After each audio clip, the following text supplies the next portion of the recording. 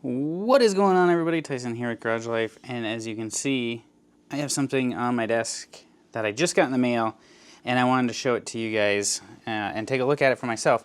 And considering it's about -5 outside with 50-mile-an-hour winds, I'm not going to get to drive today.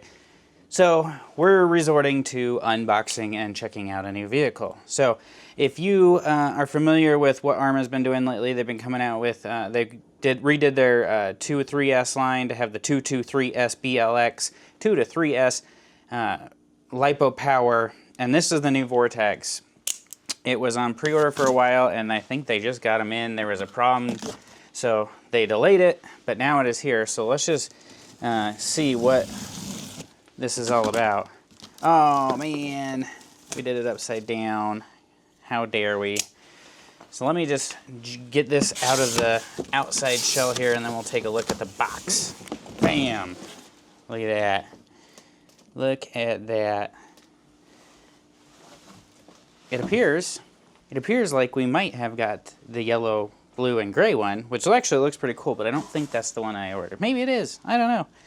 The other one, it appears, is something new that Arrma has been doing lately. A lot of pink. So pink, purple, and gray.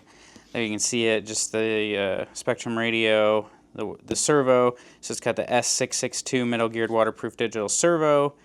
I haven't had any problems with those yet, but I haven't driven it a whole ton. The SLT, which is the Secure Link technology, Spectrum 80 amp, 2-in-1, waterproof, ESCN receiver. Whew, it's a kind of a tongueful. And then the Spectrum 3660, 3100 kV brushless motor with a heatsink and cooling fan. And then your standard stuff that comes in the box. You're going to have some instructions, a little bit of tools, and obviously the vehicle. Well, hopefully the vehicle's in there. So I don't see really anything new on the box that I am just kind of like, oh, I gotta show you guys this because it's new. So it looks like we got one of the things that they're really toting here, super tough drivetrain. You got a center diff module, an all new gear, all metal gear differential, tough composite wheelie bar. Look at that, it's tough and it's composite. Impact absorbing bumpers. We know that those springs in there, they smush and then they don't bend back. So we already have a fix for those. You get your clipless body, it looks like a low stadium truck body. Tough, look at this, tough composite roof rails providing maximum body protection. Yeah. We'll end up making those and do some cool colors with them for you guys too. Oh crap, there's the light. Hit the light. So this has kind of been their packaging lately. Oh, it looks like I got the red. I got the red one. So there we go. This is their packaging lately. You're gonna have your truck. This little piece is gonna pull out. The truck's gonna be in there. The other little box that went flying over there is the radio. So let's pull the truck out. Then you got your goodies. I do like that they come with batteries and a little set of tools, more so the batteries, because you never have enough AAA batteries laying around. There we go. There's the truck. All its glory right there. Look at that.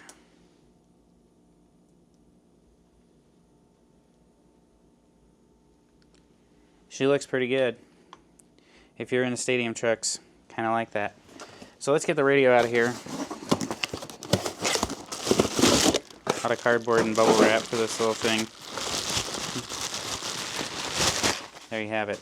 Look at that. SLT3. Just your standard SLT3 radio. I don't know. I've talked a lot about this 223S system. Not quite sure what I think about it. I think it's good for beginners, but the programming is a pain. Oh, here we go. Yeah, never gonna look that good again. Oh, the tires feel nice. They feel pretty soft. They're gonna be grippy, I think. I like them. Oh, so I don't know if you can see it here, but on camera very well. But this front plastic piece has like a carbon fiber look to it. It's not carbon fiber, but it has a carbon fiber look. That's interesting. Very interesting.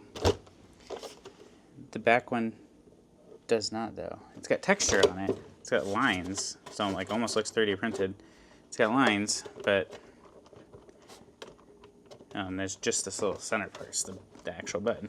All right. So I've never had a Vortex before, so I don't really know 100% what to expect. I mean, I guess in my mind I'll be comparing it to a Rustler because that's what I consider a stadium truck, because that's what I've always had type of thing as a stadium truck. So let's push that one down and enjoy it the first time, because they're never going to be that easy. Again, if you've watched any of my videos lately with the clipless design, it seems like one run and they kind of wear out a little bit, or maybe not wear out. They seem to get stuck. They're just, I don't know. It's just not that good of a system. Let's be real. It's just not that good of a system. Could be better, and I won't be surprised when they make some adjustments to it and make it better. So to me, just first glance and first like, oh, cool, looks like an Arrma 3S. Yep, sure does.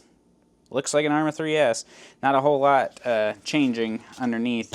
A little bit different because of the clipless body system, so you got that little bit of a difference.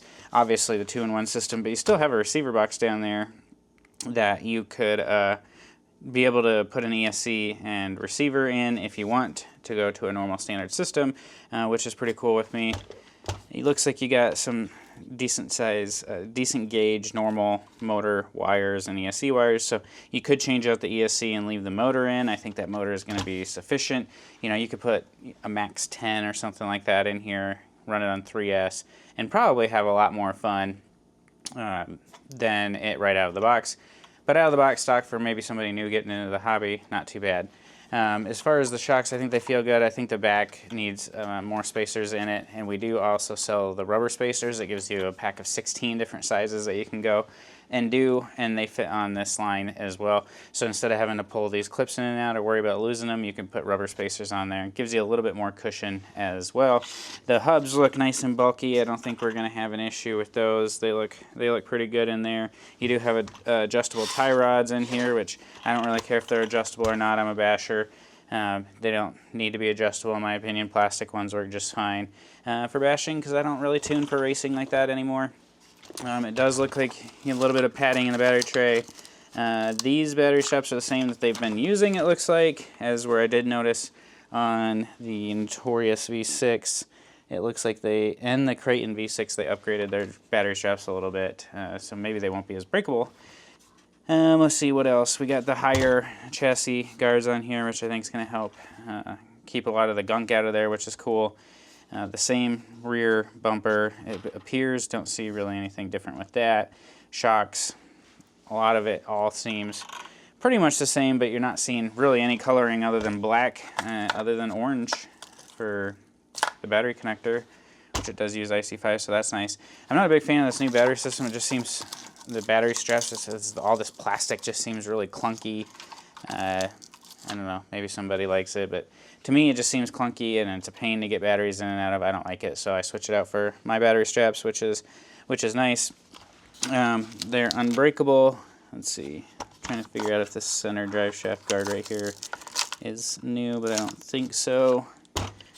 Other than that, you might want to do the servo riser mod, where you can rise up the servo a little bit, put a spacer up underneath there, and then be able to use a better servo saver. And then there's also, I know a lot of what they're starting to do now is put these shock protectors on factory, which is a nice touch. I like that. Helps protect that shaft a little bit, but takes away from being able to make decent kind of parts for it. So there's that. But other than that, I mean, it looks like a cool little stadium truck. I think I'm going to have fun with it. I like the stadium truck line. I like the 3/4S line. It does look like we're set up here for some sort of anti-sway bars. Maybe it's just the way that they do these arms, but it looks like it could potentially have some anti-sway bars available. Not 100% sure on that. And let's see, I don't think there's really a problem with the wheelie bars. I mean, if you go out today on a day like this where it's freezing cold outside, any of this plastic is bound to break. It's so cold. But I think it's going to be a fun little truck. I think it looks cool. I think all of the new bodies look pretty cool. Maybe not 100% a fan of some of the paint colors that they're doing, but to each their own. Everybody likes something a little bit different, and I'm going to provide parts for you guys. So we'll get some roof skids up here that are colored. So if you could imagine like a red up there, that'd be kind of cool looking. So we'll do something like that. Maybe a wing that's flexible, because this is gonna, what's gonna happen with this is I can see it already, is you're gonna hit the wing and it's just gonna start crumpling the body. You're gonna have some issues like that, but actually surprisingly most of the stickers are pretty well on this thing for the most part. But I've had some pet peeves with stickers lately. And